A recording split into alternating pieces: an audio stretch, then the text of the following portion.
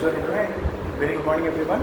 আজি আপোনালোকৰ 30th of September 2024 আৰু আজি আমি এটা নতুন টপিক ষ্টাৰ্ট কৰিব গৈ আছোঁ GS3 এইটো হ'ল এনভাইৰনমেণ্ট। চ' আগৰ ক্লাছত আপোনালোকে দেখিছিলে যে we had already completed biodiversity, now we are going for the environment part.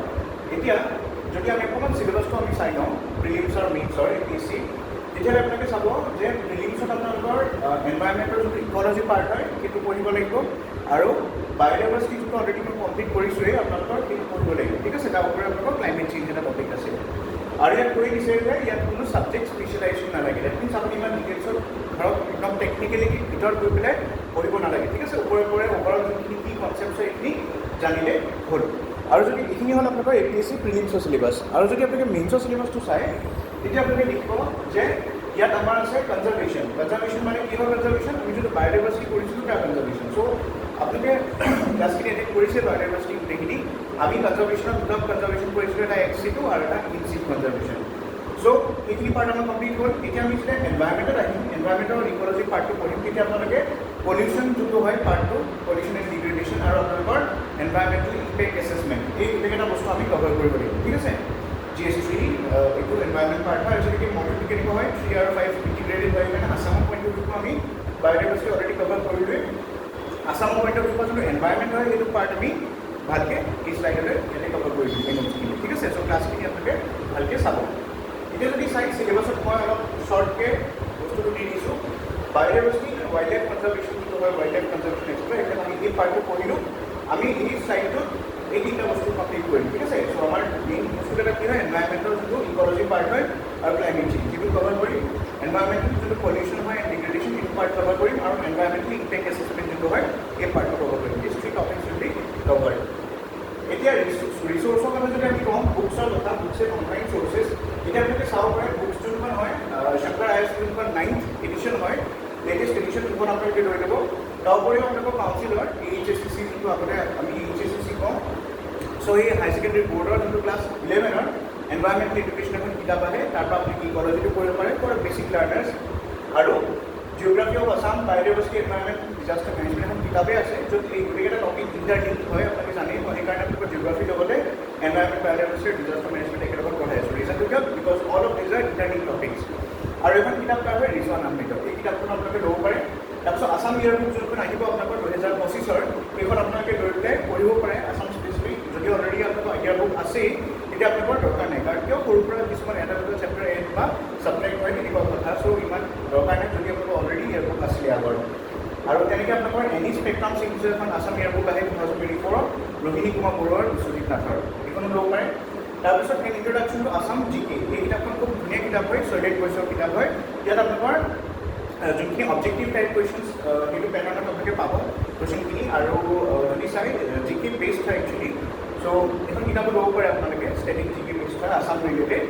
আৰু ৰিচাৰ্চ পেপাৰ এণ্ড থিচিছ আপোনালোকে অলৰেডি কৰিছোঁ সকলো পেপাৰতে আপোনালোকৰ যে গুৱাহাটী ইউনিভাৰ্চিটি যোনটো শ্বৰ্ট গংগা পৰ্টেল হয় তাৰ পৰা আপোনালোকে ৰিচাৰ্চ পেপাৰ আৰু থিচিছ যোনখিনি হয় সেইখিনি ডাউনলোড কৰি পঢ়িব পাৰে। অনলাইন চ'ৰ্চৰ ভিতৰত যদি চাওঁ PMF IAS এটা ধুনীয়া ৱেবছাইটত য'ত আপোনালোকৰ এনভাইৰনমেণ্ট, ইক'লজি, জিঅ'গ্ৰাফি গোটেইখিনি বস্তু ইয়াৰ পৰা পঢ়িব পাৰে। Ministry of environment, forest and climate change of MOEFCC যোনটো চেণ্ট্ৰেল ইউনিয়ন মিনিষ্ট্ৰী হয় এনভাইৰনমেণ্ট এণ্ড ফৰেষ্টৰ, তাৰ পৰা আপোনালোকে পঢ়িব পাৰে অনলাইন চ'ৰ্চত। আমাৰ ষ্টেট গভৰ্ণমেণ্টত যদি চাওঁ department of environment and forest আছে, গভৰ্ণমেণ্ট অফ আছাম আৰু pollution control board of Assam, এইকেইটা পঢ়িব পাৰে।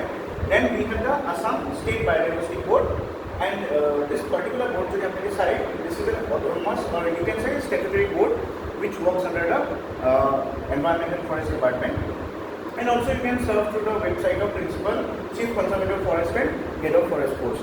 So आप ये भी देख सकते हो, ठीक है। So मैं गोटेइखिनि बस्तु आपलोকক কৈ দিছোঁ। So please just note it down that you should have some standard sources, okay. So this notes will be provided to you, but in addition you have to some standard books and online sources.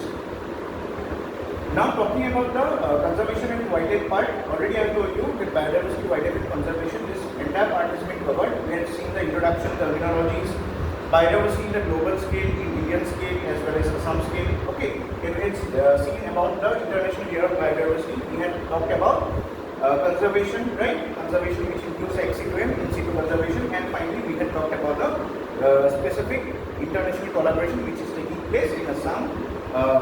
Okay, so this has been covered. now we will start with the environment ecology, climate change, this part. Okay, and today we will start the environment ecosystem with the components of the ecosystem. So let's see.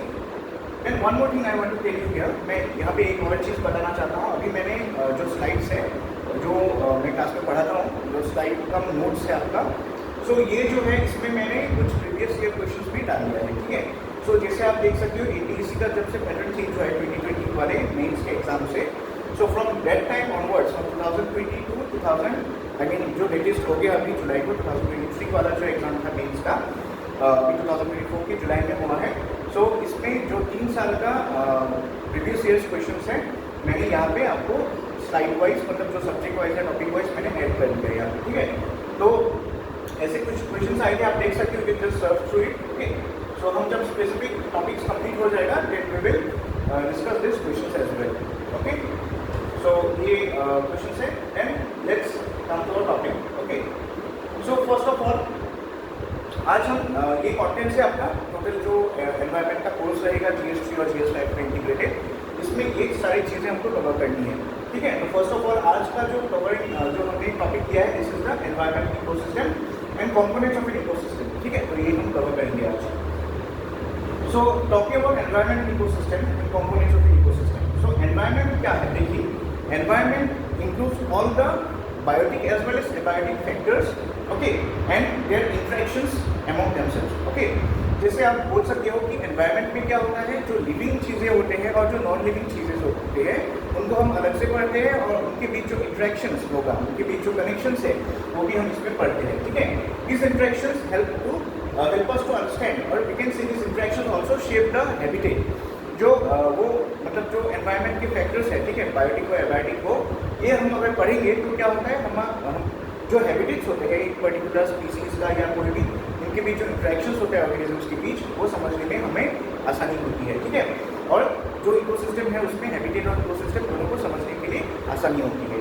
अभी आप देखेंगे ecosystem के अंदर ही आपका अलग अलग क्या होता है, हम उसमें भी पार्ट्स पढ़ेंगे. इकोसिस्टम के अंदर ही आपके हैबिटेट्स होते हैं. ठीक है, हैबिटेट मतलब वो जगह जो इकोसिस्टम के अंदर होते हैं, जहाँ पे आप बोल सकते हो कि जो लिविंग ऑर्गेनिजम्स है वहाँ पे रहते हैं. ठीक है, इन बायोलॉजिकल सेंस अगर देखा जाए, एनवायरनमेंट क्या होता है, और constitutes all the physical as well as biological factors.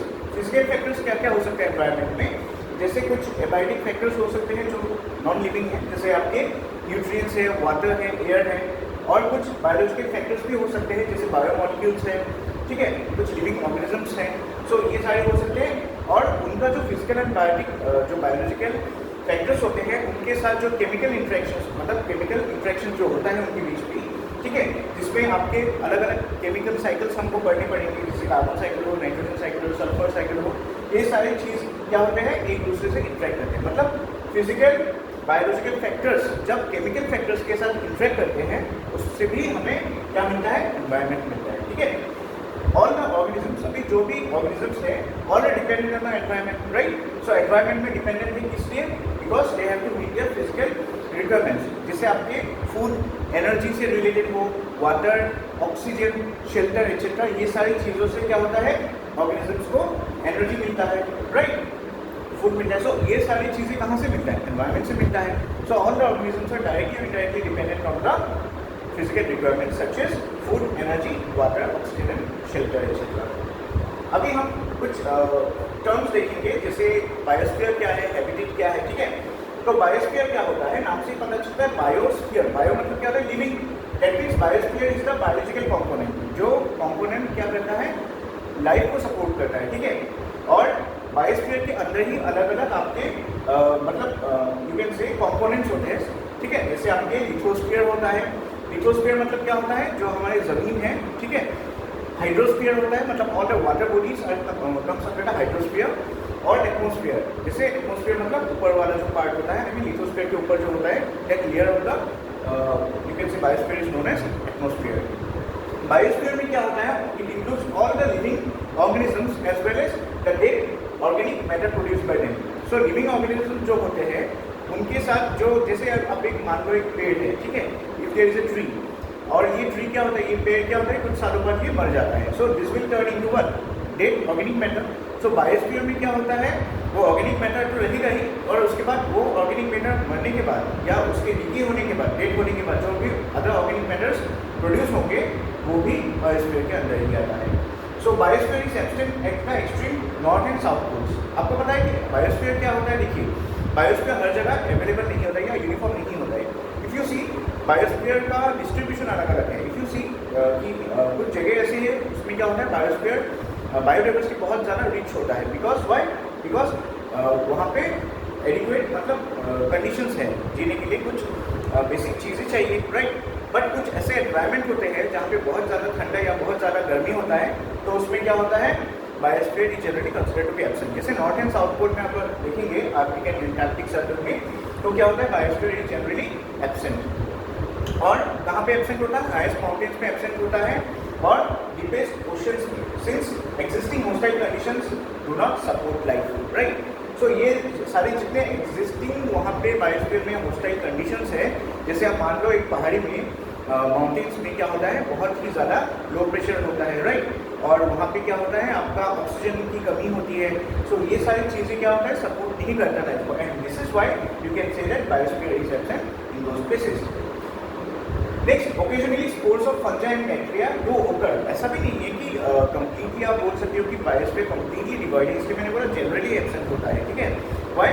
Because fungi and bacteria जो होते हैं माइक्रो ऑर्गेनिजम्स, ये भी कुछ जगह में पाए जाते हैं, ठीक है। हालांकि वो मेटाबॉलिकली एक्टिव नहीं हो सकता है।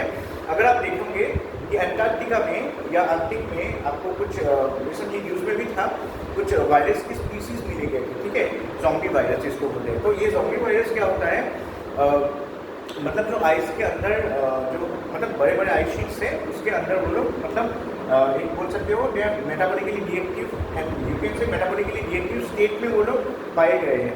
तो आप इसलिए एक एग्जांपल भी दे सकते हो कि बायोस्फीयर में कम्प्लीटली ऐसा भी नहीं है कि completely it is devoid of life, right. But वो मेटाबॉलिकली एक्टिव नहीं होता है। मेटाबॉलिकली एक्टिव मतलब क्या, वो जैसे हम नॉर्मली काम करते हैं एज ए लिविंग ऑर्गेनिज्म, वो सारी चीज़ें वो नहीं करते हैं, they in a different state, right.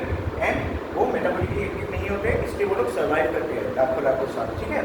And hence they represent only government life, ठीक है। So this is about biosphere. Now let's come to the topic of habitat. Habitat क्या होता है? Habitat is a physical environment in which organisms live. Habitat क्या होता है? जैसे particular biosphere के अंदर भी आपने देखा होगा कि हर जगह में इक्वली नहीं मिलते, राइट। सो हैबिटेट क्या होता है? वो फिजिकल एनवायरनमेंट होता है बायोस्फीयर के अंदर जहाँ पे ऑर्गेनिजम्स ज़्यादा पाए जाते हैं, ठीक है। Many habitats make up the environment. Okay, बहुत सारे हैबिटेट्स मिलके एनवायरनमेंट होता है। A single habitat may be common for more than one organism which have similar requirements. अभी इसका मतलब क्या है कि सिंगल हैबिटेट जो होता है it can be for more than one organism. और एग्जांपल आप बोल सकते हो, जैसे आप देखो एक एक्वेटिक हैबिटेट है, जैसे पॉन्ड है, ठीक है, एक रिवर है, उसमें अलग अलग क्या होता है, अलग अलग ऑर्गेनिजम्स मिलते हैं। जैसे आपके फ्रॉग्स मिलते हैं, फिशेस मिलते हैं, क्रैब, फाइटोप्लैंक्टन, बहुत सारी चीज़ें स्पीसीज मिलते हैं, ठीक है। हालांकि वो है एक्वेटिक हैबिटेट, लेकिन उसमें मोर देन वन ऑर्गेनिजम्स भी मिलता है। So the various species sharing habitat does have the same address, ठीक है। जैसे आप बोल सकते हो कि फॉरेस्ट एरिया में हैबिटेट है, रिवर एरिया में अलग से हैबिटेट्स हैं। सो सिंपल वर्ड्स में आप बोल सकते हो कि more than one kind of organisms are found in more than one habitats, okay. या सिंगल हैबिटेट में भी मल्टीपल ऑर्गेनिजम्स या यू कैन से लाइफ मिलता है, ठीक है। सो डिफरेंस समझ में आया। Biosphere is big term. Habitat वो एरियाज होते हैं जहाँ पे लिविंग ऑर्गेनिजम्स पाए जाते हैं, more than one living organisms पाए जाते हैं। Now let's see the difference between habitat and environment. So habitat क्या होता है? हैबिटेट होता है वो जगह जहाँ पे लाइफ एग्जिस्ट करता है, ठीक है। When you talk about biosphere, biosphere is a large sphere of life, but biosphere में हर जगह इक्वली लाइफ नहीं मिलता है, ठीक है। बायोस्फीयर में किसी किसी जगह में क्या होता है, ज़्यादा लाइफ मिलता है, किसी किसी जगह में कम लाइफ मिलते हैं। और हैबिटेट का टर्म का मीनिंग ये है कि हैबिटेट वो जगह है बायोस्फीयर के अंदर जहाँ पे लाइफ एबंडेंस में मिलता है, ठीक है। अभी हम देखेंगे what is the difference between habitat and environment. So habitat में क्या होता है? Habitat has always life in it, okay. ये चीज़ें इंपॉर्टेंट है, डिफरेंस याद रखो आप। हैबिटेट में क्या होता है, देखो मैंने क्या बोला था पहले, सबसे बड़ा क्या है, दिस इज बायोस्फीयर। सबसे बड़ा क्या है, इट्स बायोस्फीयर, ओके। बायोस्फीयर के अंदर क्या रहता है, we have living and non living biosphere, मान लीजिए। अभी बायोस्फीयर के अंदर क्या होता है, कुछ आप मान सकते हो ऐसे कुछ पॉकेट्स है, ठीक है, सो कुछ लिविंग होते हैं और कुछ नॉन लिविंग भी होते हैं। जो लिविंग वाले होते हैं, दिस लिविंग वाले जो कंपोनेंट्स है इसको हम क्या बोलते हैं, these are known as habitats। Okay, biosphere के अंदर क्या होता है, जो लिविंग वाले पॉकेट्स है उसको हम क्या बोलते हैं, हैबिटेट्स। अभी एनवायरनमेंट क्या होता है, डिफरेंस हम पढ़ रहे हैं हैबिटेट एंड एनवायरनमेंट के बीच, राइट। एनवायरनमेंट में क्या होता है, all the biotic as well as abiotic components are form, मतलब living and non living both are form. Difference समझ में आया। हैबिटेट में क्या होता है, बायोस्फीयर के अंदर क्या होता है, बायोस्फीयर के अंदर लिविंग और नॉन लिविंग दोनों होते हैं, राइट। बट बायोस्फीयर के अंदर हैबिटेट्स भी हो सकता है। हैबिटेट्स वो पॉकेट्स होते हैं बायोस्फीयर के अंदर जहाँ पे लाइफ मिलता है, okay, life is available here. But जो रेस्ट ऑफ द पार्ट है उसको हम एनवायरनमेंट बोलते हैं। क्यों एनवायरनमेंट बोलते हैं, एनवायरनमेंट इसलिए बोलते हैं क्योंकि वहाँ पे living as well as non living दोनों चीज़ें मिलते हैं, राइट। तो याद रहेगा, biosphere is the sphere of life, you can say. सबसे ऊपर क्या होता है, एटमॉस्फेयर, बीच में यहाँ पे जो है लैंड में क्या होता है, लिथोस्फीयर बोलते हैं हम इसको, और जो एक्स्ट्रा वाटर बॉडीज है this is known as hydrosphere, ठीक है। सो बायोस्फीयर के 3 पार्ट्स होते हैं मैंने बोला, और बायोस्फीयर के अंदर ही अगर आप देखो लिविंग पॉइंट ऑफ व्यू से, लिविंग या नॉन लिविंग, लिविंग को क्या बोलते हैं बायोटिक, एंड नॉन लिविंग को क्या बोलते हैं एबायोटिक, ओके। सो अगर हम देखेंगे हैबिटेट वो वाले सर्कल्स है या पॉकेट्स है जहाँ पे बायोटिक कंपोनेंट्स ज़्यादा मिलता है, right. This are biotic components, biotic. और एनवायरनमेंट वो वाले पार्ट है जिसमें बायोटिक प्लस एबायोटिक दोनों होते हैं, राइट। ओके, सो बायोस्फीयर में एक आपको समझने के लिए इजी तरीके से यहाँ पे डायग्राम बना रहा हूँ माइंड में, याद रखिए। बायोस्फीयर जो होता है, बायोस्फीयर के अंदर क्या क्या होता है, वी हैव 3 पार्ट्स, राइट। एक को बोलते हैं एटमॉस्फेयर,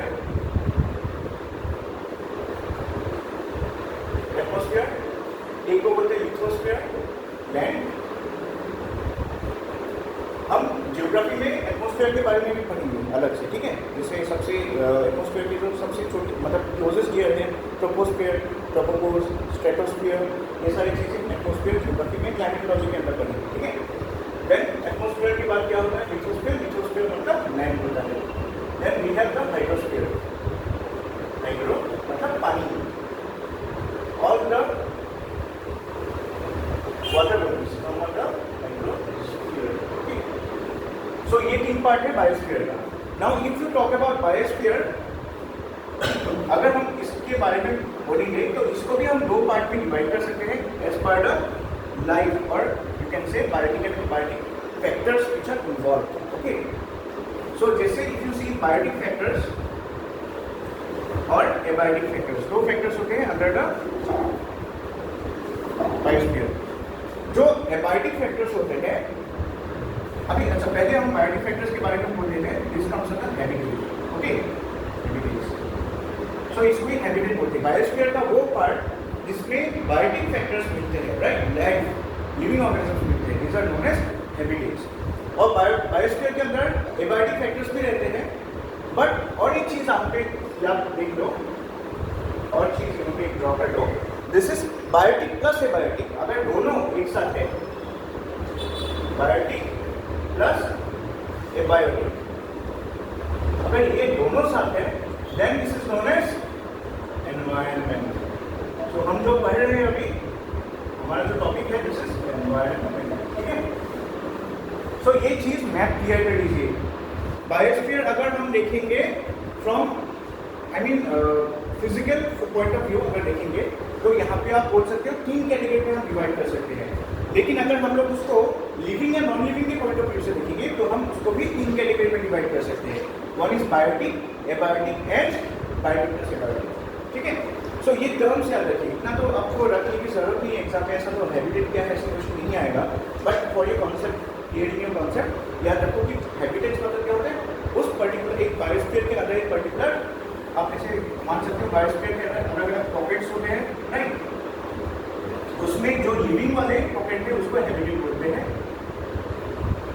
और जो लिविंग प्लस नॉन लिविंग है यहाँ पे इसको हम क्या बोलते हैं, एनवायरनमेंट बोलते हैं, ठीक है। सो एनवायरनमेंट में क्या आएगा, all the biotic and abiotic factors, right, clear है।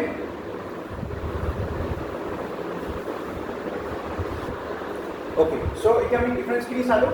সো হেবিটেটত কি হয়, হেবিটেট আৰু এনভাইৰনমেণ্টৰ এইটো ডিফাৰেন্স হয় যে হেবিটেটটো কি হয় আপোনালোকৰ made up of biotic factors. আৰু এটা কথা, all habitats are environments but all environments are not habitats. বুজি পাইছে নেকি? Habitat is also' part of environment, মই কোৱা নাছিলোঁ। সো গোটেইখিনি হেবিটেট এনভাইৰনমেণ্টৰ ভিতৰত আপুনি ক'ব পাৰে যে habitats are made up of environment but all the environments may not be habitats. কাৰণ প্ৰতিটো এনভাইৰনমেণ্টত কি হয়, লিভিং অৰ্গেনিজম নাথাকিব পাৰে, ৰাইট? সেইকাৰণে সেইটো এই ষ্টেটমেণ্টটো কেতিয়াবা বুজাব আহে, অল এনেকৈ কুৱেশ্যন দি দিব পাৰে, all the habitats are environment but all the environments are not habitats. Actually এনেকুৱা এটাই কুৱেশ্যন বনাই এক্সাম, ঠিক আছে? এই habitat is always a preference of one species, right? Habitat বুলি ক'লে কি হয়, আপোনালোকৰ এটা পাৰ্টিকুলাৰ স্পিচিছ থাকে। যেনেকৈ এটা মই কথা কৈছোঁ, এটা পুখুৰীৰ কথা কৈছোঁ, এটা একুৱেটিক হেবিটেট আমি কৰিব পুখুৰী, ঠিক আছে? পুখুৰীত যদি চাই আপোনালোকৰ পাৰ্টিকুলাৰ স্পিচিছ কেইটামানে পাব, যেনেকৈ কেঁকুৰা পাব পাৰে, সাপ পাব পাৰে, মাছ পাব পাৰে, ৰাইট? সো 2-3-4টা স্পিচিছে পাব আপোনালোকে। সো প্ৰিফাৰেঞ্চিয়েল হয়, মনে কিবা এটা কি হয়, পপুলেশ্যন ডেন্সিটিও বেছি হয় হেবিটেট, সেইটো এটা ডিফাৰেঞ্চ হয়, right? Next, environment would be preference of many species that could eventually become habitats. Environment বুলি ক'লে কি হয়, বহুত কেইটা হেবিটেট মিলি এনভাইৰনমেণ্ট নহয় জানো? চ' আপুনি ক'ব পাৰে যে হেবিটেট বহুত কেইটা মিলি এটা এনভাইৰনমেণ্ট হয়। চ' এনভাইৰনমেণ্ট ইজ আ সুপাৰচেট। মেথমেটিক্সৰ টাৰ্মছত যদি কওঁ আমি, ইটছ আ সুপাৰচেট, ৰাইট? ডাঙৰ হয়। Usually the environment governs the properties of habitat but not vice versa. মানে কি কৈছে, এনভাইৰনমেণ্টৰ কাৰণে আপোনাৰ হেবিটেট ইনফ্লুৱেঞ্চ হ'ব পাৰে, বাট হেবিটেটৰ কাৰণে ইনফ্লুৱেঞ্চ এনভাইৰনমেণ্ট নহয় নেকি? হয়, এইটো বুজাব দিব পাৰে। The environment governs the properties of a habitat, but habitat does not determine or govern the properties of a environment. Well, many people might. ঠিক আছে? So আপনি লিখিব যে environment govern কেনেকৈ কৰে কওকচোন? environmentor কি হয়? environmentot আপোনাৰ বায়োটিক আৰু এবায়োটিক দুইটা ফেক্টৰ থাকে। এবায়োটিক ফেক্টৰ কি কি হয়? Air, water, temperature, Sunlight, everything, right? এই গোটেইখিনি বস্তুৱে এই হেবিটেটটো ইনফ্লুৱেঞ্চ নকৰিব জানো? কিন্তু সেই স্পিচিছখিনি তাত থকাৰ কাৰণে এনভাইৰনমেণ্টত কি এফেক্ট হৈছে? একো এফেক্ট হোৱা নাই। সেইটো প্ৰব্লেম হোৱা নাই ন? বুজি পাইছে নে? এনভাইৰনমেণ্টৰ যোনখিনি ইফেক্ট, এনভাইৰনমেণ্ট মানে ইয়াত কি বুজাইছোঁ? দ্য বায়োটিক ফেক্টৰ্ছ, যোনে বায়োটিক ফেক্টৰ্ছখিনি ইনফ্লুৱেঞ্চ কৰে। এবায়োটিক ফেক্টৰখিনিয়ে হেবিটেটত থকা বায়োটিক ফেক্টৰ্ছখিনি কি কৰিব? এফেক্ট কৰিব, ৰাইট? বাট বায়োটিক ফেক্টৰখিনি এবায়োটিক ফেক্টৰত এফেক্ট নকৰে। চিম্পল টাৰ্মছত এনেকৈ ক'ব পাৰে। যেনেকৈ চিম্পল টাৰ্মছত ক'ব পাৰে, ৰ'দ টেম্পাৰেচাৰ বাঢ়িলে মাছখিনি মৰি যাব, কিন্তু মাছখিনি বাঢ়িলে ৰ'দৰ কিবা এফেক্ট হ'ব নেকি? বুজি পাইছেনে কথাটো?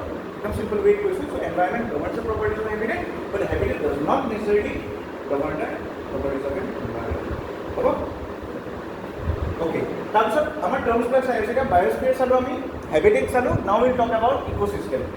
চ' ইক'চিষ্টেম কি হয়? It can be visualize as a functional unit. Remember the key word here, functional unit of nature, where living organisms interact among themselves and with the surrounding environment. Ecosystem এনেকুৱা এটা জেগা হয়, আপুনি ক'ব পাৰে উইথিন এনভাইৰনমেণ্ট, য'ত আপোনাৰ কি হয়, লিভিং অৰ্গেনিজমবিলাকৰ ইণ্টাৰেকশ্যন হয়। আগতে কি আছিলে, হেবিটেটত কি আছিলে, ইণ্টাৰেকশ্যনছ আছিলে, কিন্তু বহুত কম আছিলে। But when you talk about ecosystem, in particular word মই কৈছোঁ ইক'চিষ্টেম, কণ্টেক্টটো ইক'চিষ্টেমত কি হয়, বেলেগ বেলেগ স্পিচিছৰ মাজত ইণ্টাৰেকশ্যন হয়। এই may be dependent. For example আপুনি ক'ব পাৰে যে যেনেকৈ কোৰেলবিলাক থাকে, কোৰেলছবিলাকৰ লগত জুচ এণ্টেল নামৰ এটা এলগেই থাকে, সিহঁতৰ ইণ্টাৰেকশ্যন হয়, চিম্বায়টিক ৰিলেশ্যন হয়, তাৰ কাৰণে আপুনি ক'ব পাৰে যে কোৰেলছবিলাকে কালাৰ পায় বেলেগ বেলেগ, right? So' this is a interaction between two organisms. Okay, তেনেকৈ মন ৰাখিব পাৰে। চ' বুজিলে ইক'চিষ্টেম আৰু হেবিটেটৰ ডিফাৰেঞ্চ কি হয়? হেবিটেটত তেনেকুৱা হেবিচুৱেল ইণ্টাৰেকশ্যনছ নহয়, বাট ইক'চিষ্টেমত ৰেগুলাৰ ইণ্টাৰেকশ্যনছ হয় স্পিচিছবিলাকৰ মাজত, ৰাইট? এণ্ড ইক'চিষ্টেম কেন বি অফ এনি চাইজ, মন ৰাখিব, right? Ecosystem can be of any size, but usually encompasses specific and limited species, right? Encompasses means ki supports limited species. Ecosystem can be of any size. Ecosystem ki hopare এতিয়া মই for example ইয়াতে যদি বহুত কেইডাল গছ লগাই দিওঁ, এইটো এটা সৰু ইক'চিষ্টেম হৈ যাব, ৰাইট? কাৰণ কিয়, তাত পৰুৱা আহিব, পোক আহিব, কিবাকিবি আহিব, দে উইল ইণ্টাৰেক্ট। পৰুৱা কেইটামান এই গছৰ ওপৰত ডিপেণ্ডেণ্ট হ'ব, সেইবিলাকৰ কাৰণে বৰষুণ দিয়ে, ৰাইট? তেনেকুৱা কথা। চ' ইক'চিষ্টেম কেন বি, ইউ কেন চে ইট can B of any size, ঠিক আছে? And but what it supports limited species. Okay. আৰু এটা কথা ইয়াত মনত ৰাখিব, এক্সাম্পল হিচাপে মই এক্সাম্পল বেছি হয় মানে দিলে বেছি ভাল হয় বুজিবলৈ। ইন ইকুৱেটিক সিস্টেम्स क्या होता है? In aquatic systems, this ecosystem, aquatic systems support a limited life. As example, I told you that in habitat which exists within an aquatic ecosystem. I'll show you with the diagram. Okay, no problem. जब हम बात कर रहे हैं about aquatic systems, ecosystems में क्या होता है? Aquatic ecosystems, you can say these are kind of ecosystems where it supports a limited species. जैसे 4 या 5 species को support करते हैं. So an aquatic system can also be called a habitat. Remember this thing. So there is not much difference between a habitat, aquatic habitat and a aquatic ecosystem, because I told you aquatic ecosystem can be of any size. It can be in the size of a habitat as well as it can be in the size of a environment itself. Okay, remember this. In ecosystems, biotic and abiotic components are linked together. Obviously, ecosystem में क्या होता है? Interactions होता है between the biotic and abiotic components, right? And they are linked together by nutrient cycles. So nutrient cycle energy flows जो होते हैं, we discuss in the later slides. Nutrient cycle में क्या क्या होता है? अलग-अलग cycles होते हैं, right? अब nutrient cycle जानते हो, जैसे phosphorus cycle, ठीक है? जो जितने भी cycles होते हैं, मतलब which are related to you can say cycling of the nutrients, right? And the energy flows क्या होता है आपका, जैसे एक स्पीसीज से दूसरे स्पीसीज जब उसको कंज्यूम करते हैं, so energy will flow down, right? So उसमें एनर्जी पिरामिड्स होते हैं, इन्वर्टेड एंड डायरेक्ट पिरामिड्स हम डिस्कस करेंगे बाद में, राइट? सो एनर्जी फ्लोज में हम पढ़ेंगे. सो ये सारी चीज़ें इकोसिस्टम के अंदर होती है, राइट? सो याद रखिए, हैबिटेट और इकोसिस्टम ये डिफरेंस है कि habitat is of small size, ecosystem can be of any size. Second thing, habitats, you can see in the habitat there is not much interaction taking place between the organism, but in ecosystems there are much interactions taking place. जैसे nutrient flow होता है, energy flow होता है, this takes place in the ecosystem. Okay, I just explained it later on with the help of a diagram. Next you see here everything that lives in an ecosystem is dependent on each other. Species and elements that are also part of the ecological community. That is much understandable. As you know, there are symbiotic relations between the organisms. And also it's a part of the ecosystem. If one part of the ecosystem is damaged or it disappears, it has an impact on everything else. Remember this thing. Within a particular area, you might have multiple habitats, but one habitat, suppose कल एक यहाँ पे तालाब है, उसको हमने क्या किया, पूरा कंप्लीटली उसको ढका दिया, ठीक है, फिल कर दिया. दूसरा तालाब में कुछ इम्पैक्ट नहीं होगा उसमें, राइट? सो हैबिटेट्स में कुछ इम्पैक्ट नहीं होता है, बट इकोसिस्टम में ऐसा होता है कि कोई भी इकोसिस्टम का कुछ भी रीजन, बिकॉज हर एक दूसरे के ऊपर डिपेंडेंट है. फॉर एग्जांपल फॉरेस्ट इकोसिस्टम में क्या होता है, एक कार्निवोरस एनिमल एक हार्बिवोरस एनिमल के ऊपर डिपेंडेंट है. कल अगर सारे हार्बिवोरस एनिमल उस फॉरेस्ट से चला गया, that will have an impact on the carnivores as well, right?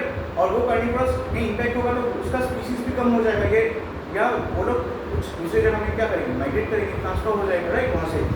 So ये सारी चीज़ें होते हैं इकोसिस्टम में. मतलब इकोसिस्टम में क्या होता है, जो कि यहाँ पे इंटरेक्शन बहुत ज़्यादा है, इसलिए एक स्पीसीज में अगर इफेक्ट हो गया तो it will have a what multiple, you can से डोमिनो इफेक्ट होगा उसमें, राइट? एक के बाद एक इफेक्ट होगा. इकोसिस्टम्स का क्लासिफिकेशन अगर हम देखेंगे, you know like we have forest and grassland, desert ecosystem है, ये सारे क्या होते हैं, टेरेस्ट्रियल इकोसिस्टम्स के अंदर आते हैं. सो मेनली इकोसिस्टम्स दो प्रकार के होते हैं, right? One is the terrestrial ecosystem and the other is what, aquatic ecosystem. Terrestrial ecosystem के अंदर क्या क्या आएगा, फॉरेस्ट आएगा, forest lands, grass lands, desert, ये सारे terrestrial ecosystems के अंदर आता है. और aquatic ecosystems के अंदर क्या आएगा, जैसे पोन्ड है, लेक है, then we have wetlands, rivers, estuary, ये सारी इसके अंदर आएंगे, aquatic ecosystems के अंदर आएंगे, ठीक है? ह्यूमन मेड इकोसिस्टम्स भी है जो हम बोल सकते हैं, these are like artificial ecosystem जो हम खुद बनाते हैं, जैसे क्रॉप फील्ड्स या एक्वेरियम्स जो हम रखते हैं, right? For example ex situ conservation aquarium हमने देखा था, राइट? सो ये सारी चीज़ें क्या होता है, these are human made ecosystem. जू जैसे हम बोल सकते हैं, this is also you can से ह्यूमन मेड इकोसिस्टम, राइट? जो हम जू या उस एरिया में जैसे करके ना पूरा एक अलग सा इकोसिस्टम बना के वहाँ से एक्सिक कंजर्वेशन के लिए, that is also considered as a human made ecosystem. So basically दो काइंड के होते हैं, दो प्रकार के होते हैं, नेचुरल इकोसिस्टम और आर्टिफिशियल इकोसिस्टम. नेचुरल इकोसिस्टम में भी दो प्रकार है, एक है टेरेस्ट्रियल इकोसिस्टम, एक है एक्वेटिक इकोसिस्टम. टेरेस्ट्रियल इकोसिस्टम के अंदर एग्जांपल्स आप बोल सकते हो दिस, राइट? जैसे forest, grasslands and deserts terrestrial के अंदर आएगा. एग्जांपल आप अगर एक्वेटिक का दोगे तो उसमें पॉन्ड, वेटलैंड वगैरह ऐसे ले लो. और दूसरा जो मैन-मेड या जो है ह्यूमन मेड इकोसिस्टम, उसमें एग्जांपल दे सकते हो crop fields and aquariums. Okay fine. अभी हम थोड़ा डिफरेंस देख लेते हैं अबाउट इकोलॉजी के टर्म्स जो होते हैं ना. इकोलॉजी क्या होता है, एनवायरनमेंट होता है, इकोसिस्टम ऑलरेडी मैंने समझा दिया. सिंपल वर्ड्स में ये तीनों आप देखो, ये चार्ट देखो, ठीक है? पहले मैं ये दिखा देता हूँ, फिर ये डेफिनेशन में दिखा देता हूँ. पहले देखो एक वर्ड में अगर एनवायरनमेंट क्या होता है, if they ask you in one word what is environment, you can say it includes almost everything on a small region. Environment क्या होता है, इट इंक्लूड्स ऑलमोस्ट एवरीथिंग। और बहुत सारे एनवायरनमेंट, जैसे ये पर्टिकुलर एरिया स्मॉल रीजन का होगा, देखिए जैसे असम का यहाँ का हैबिटेट जो है, ठीक है, हैबिटेट्स जो है वो सारे मिलके क्या होगा, एनवायरनमेंट होगा। बहुत सारे एनवायरनमेंट्स मिलके क्या होगा, biosphere I mean biodiversity hotspot होगा ज़्यादा एरिया में, ठीक है। बहुत सारे बायोडाइवर्सिटी हॉटस्पॉट मिलके क्या होता है, biosphere I mean geological provinces होते हैं, राइट। और वैसे ही आप देखा जाए तो ऐसे ही आप यूनिट्स को बढ़ा सकते हो, ऐसे ही होता है। तो एनवायरनमेंट क्या होता है, होगा लेकिन इतना बड़ा नहीं होता, राइट, स्मॉल स्केल का होता है। If they ask you what is the difference between biosphere, definitely biosphere will be greater than environment, बड़ा होता है। बायोस्फीयर इंक्लूड्स अर्थ इटसेल्फ, पृथ्वी, बायोस्फीयर, ठीक है। The region on earth that supports life, याद रखिए बायोस्फीयर किसी किसी जगह में नहीं होता है। कुछ एग्जांपल्स हमने पहले इंट्रोडक्शन में बोला था, जैसे माउंटेन्स में, बहुत peak of the mountain, Siachen में, ग्लेशियर में, वहाँ पे कोई बायोस्फीयर या लाइफ नहीं होता है, right. So you can give some examples कि बायोस्फीयर हर जगह प्रेजेंट नहीं होता है, या होता भी है तो डॉर्मेंट फॉर्म में रहता है। मैंने वीडियो के मतलब क्लास के स्टार्टिंग में बोला था कि वहाँ पे भी कुछ कुछ जगह है जहाँ पे लिविंग ऑर्गेनिजम्स नहीं रहते हैं, पर फिर भी वहाँ पे लिविंग लाइफ मतलब ऑर्गेनिजम्स मिलते हैं, लेकिन इन डॉर्मेंट फॉर्म। एग्जाम्पल मैंने बोला था जैसे आपके आर्कटिक एंड एंटार्क्टिक में, वैसे कि एंटार्क्टिक में आपको पता होगा एक पर्टिकुलर एरिया में उन्होंने रिसर्च किया था कि एक पर्टिकुलर वायरस मिला था, ज़ॉम्बी वायरस, बैक्टीरिया जो सॉरी वायरस जो है वो बर्फ के अंदर मिला था, बट वो डॉर्मेंट फॉर्म में था, राइट। तो बहुत मिलियंस ऑफ ईयर्स उस फॉर्म में ही है, उसको मरा भी नहीं बोल सकते आप, जिंदा भी नहीं बोल सकते, उस कंडीशन में मिलता है, राइट। तो इसलिए हम एक्सेप्शन में उसमें भी एक्सेप्शन बोल सकते हैं कि माउंटेन्स पे हालांकि नहीं मिलता है, लेकिन ग्लेशियर्स में हमने देखा है कि किसी किसी जगह में क्या हो रहा है, डॉर्मेंट फॉर्म में भी लाइफ होता है, राइट। तो हर एक चीज़ का एक्सेप्शन होता है, देखिए आप, राइट। हैबिटेट्स क्या होता है, simple area where living things exist, organisms live. अच्छा, इकोसिस्टम क्या होता है, इकोसिस्टम होता है एक फंक्शनल यूनिट। मैंने बोला था ना हैबिटेट और इकोसिस्टम में क्या डिफरेंस है, ecosystem is a functional unit. Functional unit मतलब क्या होता है, इसमें बहुत ज़्यादा इंटरेक्शंस होता है। हैबिटेट में एक हैबिटेट अगर खत्म हो गया then it will not affect the other habitats, but एक इकोसिस्टम अगर इकोसिस्टम में अगर कुछ मतलब मान लो कोई ऑर्गेनिजम्स मर गया या कुछ हो गया, एक्सटिंक्ट हो गया, तो it will impact the entire ecosystem, ठीक है। This is the main difference. Now ecosystem में क्या क्या है, प्रोड्यूसर्स होते हैं, कंज्यूमर्स होते हैं, डिकम्पोजर्स भी होते हैं, और सिर्फ ये होते ही नहीं है ऑर्गेनिजम्स, उनके साथ जो एक दूसरे से क्या होता है रिलेशनशिप है वो भी एग्जिस्ट करते हैं, ठीक है। इसलिए इसको फंक्शनल यूनिट बोलते हैं। हैबिटेट को कभी फंक्शनल यूनिट नहीं बोलते हैं, राइट, बिकॉज मैंने बोला था ना एग्जाम्पल, दो कोड थे, एक कोड में अगर ये हैबिटेट कंप्लीटली हमने क्या किया, उसमें लैंड फिल कर दिया, then it will not impact the other code which is aquatic habitat, right. दो एक्वेटिक हैबिटेट एक दूसरे से कोई इंटरेक्शन ही नहीं है। But when you talk about what, you talk about ecosystem, ecosystem में क्या होता है, ऑल आर इंटरलिंक्ड। एक जंगल के इकोसिस्टम में अगर फॉरेस्ट में देखोगे तो क्या होगा, एक फॉरेस्ट में अगर कोई हर्बीवोरस एनिमल्स खत्म हो गया तो carnivorous animals will also die, this will have a domino effect, right. समझ में आया इकोसिस्टम और हैबिटेट का डिफरेंस, याद रखिए, बहुत इंपॉर्टेंट है। हालांकि एग्जाम में नहीं आएगा, पर बाकी जो कॉन्सेप्ट्स है आगे समझने में काम आएगा इसके। ओके, एनवायरनमेंट मैंने बोला था ना, एनवायरनमेंट क्या होता है, इसमें ग्रुप ऑफ इकोसिस्टम्स, बहुत सारे इकोसिस्टम्स मिलके एनवायरनमेंट बनते हैं, और बहुत सारे एनवायरनमेंट मिलके बायोस्फीयर बनते हैं, राइट। ठीक है, अभी हम नेक्स्ट देखेंगे components of an ecosystem, but ये समझने से पहले I just show you the diagram. Okay, इधर सब देखिए हमने क्या देखा था यहाँ पे कि सपोज मान लीजिए ये जो है this is environment, this is environment 1 and this is environment 2। So environment 1 के अंदर क्या हो सकता है, एनवायरनमेंट 1 के अंदर अलग अलग हैबिटेट्स हो सकते हैं। हैबिटेट्स वो पॉकेट्स होते हैं जहाँ पे लिविंग ऑर्गेनिजम्स, सिर्फ लिविंग ऑर्गेनिजम्स पाए जाते हैं, बट इकोसिस्टम वो पॉकेट होते हैं जहाँ पे living as well as non living पाए जाते हैं। इकोसिस्टम में लिविंग नॉन लिविंग पाए जाते हैं और उनके बीच इंटरेक्शंस भी होता है, right, they are dependent on each other ecosystem में। अभी आप मान लो ये दोनों इकोसिस्टम इंटरेक्ट कर रहे हैं, तो ये दोनों इकोसिस्टम इंटरेक्ट करेंगे, राइट। सो वैसे ही मान लीजिए ये एनवायरनमेंट जो है कंप्लीट इस एनवायरनमेंट के साथ क्या कर रहे हैं, इंटरेक्ट कर रहे हैं, ये दोनों एनवायरनमेंट भी इंटरेक्ट करेंगे कभी ना कभी, राइट। जब ये एक्सपांड होगा, ये बड़ा होते जाएगा ना, क्योंकि ऑर्गेनिजम्स जो है वो स्प्रेड करते जाएंगे, इस तरफ से इस तरफ जाएंगे, ये इस तरफ से जाएंगे, कभी ना कभी वो क्या होगा, उनके बीच भी इंटरेक्शंस होगा। तो ये क्या होगा, ये दोनों एनवायरनमेंट मिलके बड़ा सा इकोसिस्टम बना देगा फिर में, ठीक है। ये कॉन्सेप्ट समझ लीजिए। और यहाँ पे आप देखो कि हैबिटेट्स में लिविंग ऑर्गेनिजम्स पाए जाते हैं, लेकिन हैबिटेट्स डिस्ट्रॉय होने से हैबिटेट्स को फर्क नहीं पड़ता, राइट, दूसरे हैबिटेट्स को। बट इकोसिस्टम क्या होता है, इंटरेक्शन होता है, उसमें फंक्शनल यूनिट होता है लाइफ का, राइट। सो इकोसिस्टम में अगर एक भी ऑर्गेनिज्म इम्पैक्ट हो गया then impact the entire ecosystem. मतलब जैसे मैंने बोला था, if this particular habitat which are now linked, which has become an ecosystem, अगर इसमें क्या होगा, एक पर्टिकुलर हैबिट, इसमें अगर ये इकोसिस्टम बन गया तो ये दोनों के बीच इंटरेक्शन हो रहा है, तो इसमें अगर कुछ हो गया तो ये भी इसमें भी इम्पैक्ट होगा। अगर इसमें इम्पैक्ट होगा तो पूरे इसमें इम्पैक्ट होगा, पूरे इसमें इम्पैक्ट होगा तो क्या होगा, पूरे एनवायरनमेंट पे इम्पैक्ट होगा। अब पूरे एनवायरनमेंट पे इम्पैक्ट होने से इससे भी ये रिलेटेड था, तो ये भी एनवायरनमेंट पे इम्पैक्ट होगा, ठीक है। वो सारी चीज़ें जो एनवायरनमेंट की इम्पैक्ट है पोल्यूशन की वजह से या दूसरे जो ह्यूमन एंथ्रोपोजेनिक कॉजेस हैं वो हम देखेंगे, ठीक है। और एक चीज़ हमने देखा था यहाँ पे कि जो एनवायरनमेंट होता है, एनवायरनमेंट में कितने प्रकार के होते हैं, एनवायरनमेंट कितने प्रकार के होते हैं, दो प्रकार के होते हैं चीज़, राइट। क्या क्या था, एक क्या था, नेचुरल था एनवायरनमेंट, एक क्या होता है आर्टिफिशियल एनवायरनमेंट, जो मैनमेड भी आप बोल सकते हो। सो जो नेचुरल एनवायरनमेंट है उसके अंदर हमने देखा था कितने प्रकार के होते हैं नेचुरल एनवायरनमेंट, दो प्रकार के होते हैं, राइट। क्या क्या था याद है, नेचुरल एनवायरनमेंट दो प्रकार के होते हैं, मैनमेड मैंने बोला था, क्या था नेचुरल, टेरेस्ट्रियल था ना, terrestrial environment is a what which is based on, जैसे आप बोल सकते हो लैंड, और एक होता है नेचुरल एनवायरनमेंट के अंदर इक्वेटिक एनवायरनमेंट बोल सकते हैं, ठीक है। So these are what, these are types of environment, आप बोल सकते हो these are types of environment, right. और आर्टिफिशियल में क्या था, जैसे आप बोल सकते हो जो भी एक्स कंजर्वेशन करते हैं और कम्स अंडर आर्टिफिशियल, जैसे आप बोल सकते हो जू बोल सकते हो आप, राइट, फिर कोई हार्बेरियम बोल सकते हो, या क्या बोलते हैं इसको, यू नो लाइक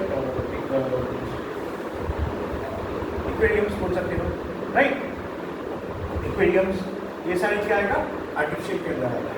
टेरेस्ट्रियल का एग्जांपल आप दे सकते हो, टेरेस्ट्रियल का एग्जांपल क्या था, मैंने बोला था ना, टेरेस्ट्रियल इकोसिस्टम का एग्जांपल, टेरेस्ट्रियल इकोसिस्टम का एग्जांपल क्या होगा, फॉरेस्ट, राइट, सिंपल है एकदम। और एक देखो फॉरेस्ट पर क्या हो सकता है, ग्रासलैंड्स हो सकते हैं, राइट, ग्रासलैंड्स। और एक्वेटिक में क्या आता है, पॉन्ड्स, राइट, वेटलैंड्स बोल सकते हो। एनवायरनमेंट में एक वर्ड आता है वेटलैंड्स के साथ वेस्टलैंड, वेस्टलैंड भी इंपॉर्टेंट है, मैं बाद में सिखाऊंगा, वेस्टलैंड, बैरन लैंड, अलग अलग टाइप्स ऑफ लैंड्स होते हैं, तो लैंड वाले पार्ट में सिखाएंगे, ठीक है। जियोमॉर्फोलॉजी जब पढ़ेंगे हम लोग जियोग्राफी के अंदर, जियोग्राफी और एनवायरनमेंट में इसलिए बोल रहा है इंटरलिंक, समझ में नहीं आया लोगों को, अलग अलग पढ़ते हैं लेकिन इंटरलिंक होता है कभी, क्योंकि आजकल क्वेश्चंस भी ऐसे आने लगे हैं, they will ask you the difference और distinguish between wetlands and wasteland. अभी वेटलैंड हो गया एनवायरनमेंट का पार्ट, वेस्टलैंड हो गया जियोग्राफी का पार्ट, तो दोनों अलग अलग से क्वेश्चन नहीं लेते, वो अलग से एनवायरनमेंट का क्वेश्चन नहीं लेंगे, अलग से जियोग्राफी का क्वेश्चन नहीं लेंगे, ऐसे क्वेश्चन लेंगे जो इंटरलिंक हो एक दूसरे से। सो ऐसे भी आपको भी पढ़ना है, when you are reading about wetlands you have to, जैसे एनवायरनमेंट में हमने वेटलैंड्स देखा था ना, वैसे ही आप वेस्टलैंड जो है ये जियोग्राफी में हम पढ़ेंगे, ठीक है। ये किसके अंदर आएगा, जियोमॉर्फोलॉजी, जो स्टार्ट करके जियोमॉर्फोलॉजी के अंदर आएगा। सो मैंने आपको शायद जियोग्राफी में बोला था कि अलग अलग यूनिट्स है, ठीक है, यूनिट वाइज हम पढ़ेंगे। पहले हमने जैसे देखा था जियोग्राफी क्या है, जियोलॉजिकल टाइम स्केल देखा था, फिर हमने क्या देखा था, सोलर सिस्टम पढ़ा था, फिर थर्ड यूनिट में आते हैं जियोमॉर्फोलॉजी। जियोमॉर्फोलॉजी पढ़ने के बाद हम क्या पढ़ेंगे, विल स्टडी क्लाइमेटोलॉजी, ठीक है। तो क्लाइमेट चेंज जो हम पढ़ेंगे ना यहाँ पे एनवायरनमेंट में, उस क्लाइमेटोलॉजी से रिलेटेड है, जैसे आप रिलेट करके पढ़ोगे। जियोमॉर्फोलॉजी रिलेटेड है इससे, एनवायरनमेंट से, राइट। क्लाइमेटोलॉजी रिलेटेड है इसमें जो क्लाइमेट है, GS3 का, GS1 का क्लाइमेटोलॉजी, जियोग्राफी का, GS3 का इसके साथ रिलेटेड है, जियोमॉर्फोलॉजी रिलेटेड है, क्लाइमेटोलॉजी रिलेटेड है क्लाइमेट चेंज के साथ, राइट। और क्या था हमारा, उसके बाद आएगा ओशिनोलॉजी, जियोग्राफी में ओशिनोलॉजी पढ़ेंगे। ओशिनोलॉजी के बाद क्या पढ़ेंगे हम लोग, विल स्टडी द इकोनॉमिकल जो जियोग्राफी है वो पढ़ेंगे हम लोग, ठीक है। रिसोर्सेज जो है मिनरल वेल्स मिनरल्स, राइट, ऐसे क्वेश्चंस आते हैं, मेटलिक नॉन मेटलिक मिनरल्स, ये सारी चीज़ें पढ़ेंगे जो जो उसके साथ रिलेटेड एक्ट्स हैं। फिर जो बेल्ट से मुझे ऐसा लग रहा है अगले साल एक क्वेश्चन आएगा, जैसे इस बार आया था पैसिफिक रिंग ऑफ फायर के ऊपर, राइट, जहाँ पे ज़्यादा टेक्टोनिक एक्टिविटीज़ होते हैं, राइट, वो क्वेश्चन आया था इस बार। सो वर्ल्ड के पॉइंट ऑफ व्यू से, वर्ल्ड जियोग्राफी से इस बार हो सकता है वो लोग जियोग्राफी, जो जियोग्राफी के अंदर इकोनॉमिक जियोग्राफी है उसमें मिनरल्स कहाँ कहाँ पाए जाते हैं या उस काइंड ऑफ वर्ल्ड मिनरल के ऊपर एक क्वेश्चन आएगा, ऐसा लग रहा है, क्योंकि ऐसे एक्सप्लिसिट क्वेश्चन देते हुए लोग, ठीक है, वर्ल्ड जियोग्राफी से एक क्वेश्चन, ठीक है। ओके, सो एक हमें लास्ट जो पार्ट है आज देखेंगे components of an ecosystem. So components of A system, अगर कंपोनेंट्स बोला तो मैंने पहले बोला था कंपोनेंट्स क्या होते हैं, दो प्रकार के होते हैं, एबायोटिक एबायोटिक। एबायोटिक मतलब क्या होता है, नॉन लिविंग, बायोटिक मतलब लिविंग। सो एबायोटिक फैक्टर्स में अगर हम देखेंगे कंपोनेंट्स, स्टार्ट करते हैं एबायोटिक कंपोनेंट्स। अभी देखिए एबायोटिक कंपोनेंट्स क्या होते हैं, दोज इनऑर्गेनिक। इनऑर्गेनिक कौन से कंपोनेंट्स होते हैं, जिसमें कार्बन नहीं होता है, याद रखिए, ठीक है। ऑर्गेनिक मतलब जिसमें कार्बन होगा ही होगा, चाहे दूसरे मॉलिक्यूल्स हो ना हो, कार्बन होगा ही, उसको ऑर्गेनिक बोलते हैं, और इनऑर्गेनिक में कार्बन नहीं होता है। सो एबायोटिक फैक्टर्स में वो सारे चीज़ें रहती हैं जिसमें क्या होता है, इनऑर्गेनिक मैटर्स रहते हैं, मतलब कार्बन बेस्ड जो कंपाउंड्स होते हैं वो सारे, और it also includes the non living parts which acts as major limiting factors. ना लिमिटिंग फैक्टर्स क्या होता है, लिमिटिंग फैक्टर्स वो सारे फैक्टर्स होते हैं जो एक ऑर्गेनिज्म का जो सर्वाइवल है उसको फिक्स करता है। जैसे आप बोल सकते हो कि एक लिमिटिंग फैक्टर, जैसे आप बोल सकते हो a single factor which determines whether a species will continue और नॉट, सर्वाइवल होगा कि नहीं इसका। जैसे लिमिटिंग फैक्टर का एग्जांपल अगर सिंपल टर्म में दिया जाए तो you can see that seeds don't germinate quickly in evergreen rain forest in spite of good rains and vegetation, the surface is heavily leached.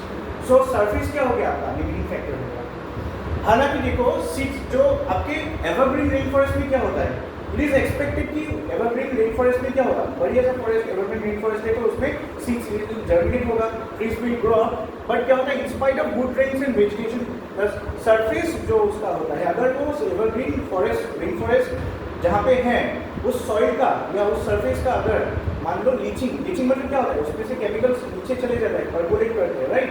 Leaching का मतलब क्या होता है कि केमिकल्स अगर लीक होकर अंदर चला जाता है, सॉइल को क्या करना चाहिए, केमिकल्स या जो चीज़ें हैं जो लाइफ को सपोर्ट कर प्लांट्स को सपोर्ट करते हैं उनको होल्ड करना चाहिए। अगर उनके बीच जैसे मान लो लीचिंग ज़्यादा हो रहा है तो ये केमिकल्स क्या होते हैं, नीचे चला जाता है। अगर वो सरफेस लीचिंग ज़्यादा हो गया तो क्या होगा, वो प्लांट जर्मिनेट नहीं करेगा, तो उसको मिनरल भी चाहिए। दैट मीन्स वो सॉइल इस बार एक लिमिटिंग फैक्टर की तरह काम कर रहा है। समझ में आया लिमिटिंग फैक्टर क्या होता है, मतलब एक सिंगल फैक्टर हो सकता है जो पूरे सिस्टम को चेंज कर सकता है। यहाँ पे रेन फॉरेस्ट था, बढ़िया, आप देखो यहाँ पे वेजिटेशन अच्छा है, रेन्स भी अच्छा है, लेकिन लैंड ऐसा हो गया, सॉइल ऐसा हो गया जिसने क्या किया, उसकी ग्रोथ को स्टॉप कर दिया। सो आप मान सकते हो इस केस में soil is acting as a surface soil is acting as a limiting factor. समझ में आया बात, ठीक है।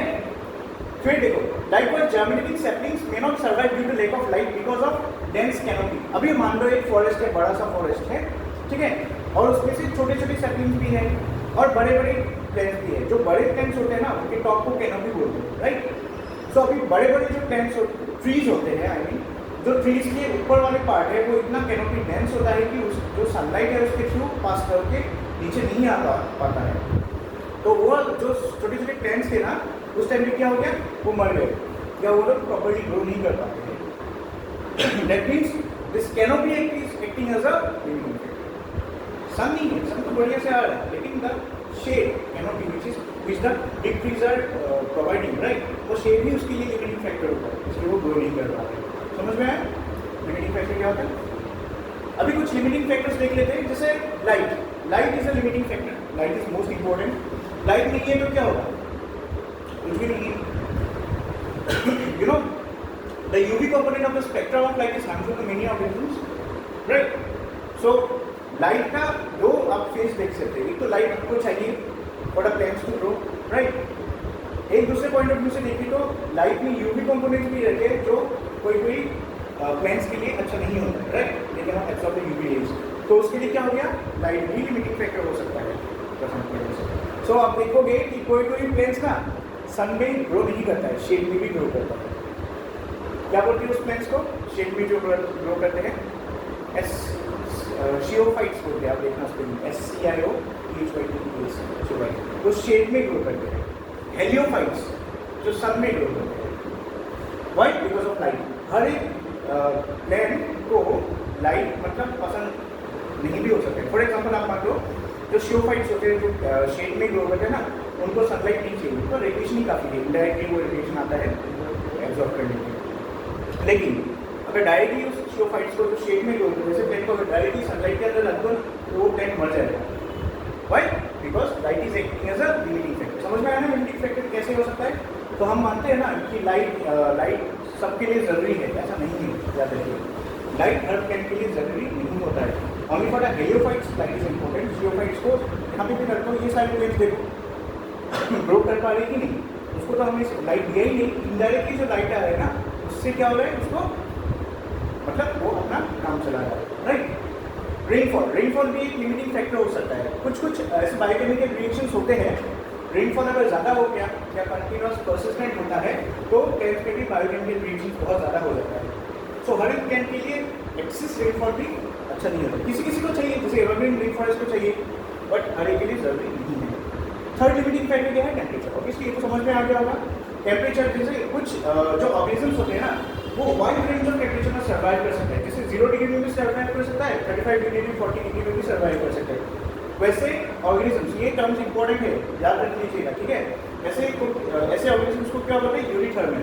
यूरिथर्मल वो ऑर्गेनिजम्स होते हैं जो वाइड रेंज ऑफ टेम्परेचर में सर्वाइव कर सकता है। लेकिन कुछ मेजॉरिटी ऑफ मतलब ऑर्गेनिजम्स हैं जो क्या होते हैं? नैरो बैंड ऑफ मतलब टेम्परेचर में सर्वाइव करता है। उसको क्या बोलते हैं? स्टेनोथर्मल। ठीक है? स्टेनोथर्मल वो ऑर्गेनिजम्स हैं जो छोटे रेंज ऑफ टेम्परेचर में सर्वाइव करते हैं। फॉर एग्जाम्पल आप बोल सकते हो कोरल। मैंने कोरल का एग्जाम्पल दिया था।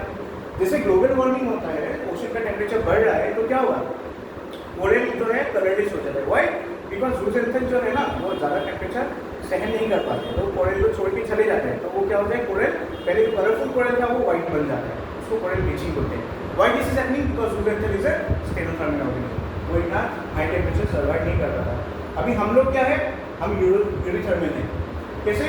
बिकॉज देखो, एवरेज ह्यूमन टेम्परेचर इस बार अगर देखा जाए तो 3 से 4 डिग्री एवरेज टेम्परेचर से ज़्यादा हुआ इस बार टेम्परेचर, स्टिल वी सर्वाइव। हमने गर्मी सहन किया ये 1 महीना, राइट? So we are eurythermal. लेकिन हर एक किसी कोई ऐसा भी होता है 0.5 डिग्री भी बढ़ गया ना, वो मर जाएगा। They are very sensitive to temperature. So temperature becomes a limiting factor in this way. Okay, फिर एटमॉस्फेयर है। एटमॉस्फेयर तो आपको पता ही है कि 21% यहाँ पे ऑक्सीजन है, 78% नाइट्रोजन है और 0.03 बहुत कम परसेंट आपका कार्बन डाइऑक्साइड है। This are also important for things. ठीक है? कोई अगर इसमें भी कुछ चेंजेस आ गया ना, तो atmosphere itself can act as a limiting factor. जैसे किसी को नाइट्रोजन ज़्यादा चाहिए, किसी प्लेन्स को, उसमें नाइट्रोजन अगर कम हो गया, कार्बन डाइऑक्साइड बढ़ गया, तो क्या होगा? The atmosphere itself will act as a limiting factor for that plant, it will stop the growth of that plant. Okay, समझ में आया लिमिटिंग फैक्टर क्या होता है? फिर ऑर्गेनिक कुछ कंपाउंड्स हैं, जैसे आप देख सकते हो प्रोटीन्स, कार्बोहाइड्रेट्स, लिपिड्स एक्सेट्रा, ये सब है। फिर इनऑर्गेनिक कंपाउंड्स भी हैं, जैसे ये सारे carbon, nitrogen, carbon dioxide, sulphur, nitrates, phosphates जितने भी होते हैं। Altitude can also be what? Limiting factor, right? और क्या हो सकता है? ऑल्टीट्यूड क्यों लिमिटिंग फैक्टर हो सकता है? बिकॉज आप जितने ऊपर जाएंगे तो क्या होगा? प्रेशर क्या होगा? कमेगा कि घटेगा? मतलब कमेगा। और टेम्परेचर क्या होगा? टेम्परेचर भी कमेगा। फिर बढ़ता है, वो अलग बात है, वो एटमॉस्फेयर में समझा होता है केमिकल और जियोग्राफी में, ठीक है? वो लेटर डिफ्यूजन वगैरह अलग फेनोमेना होता है, ठीक है?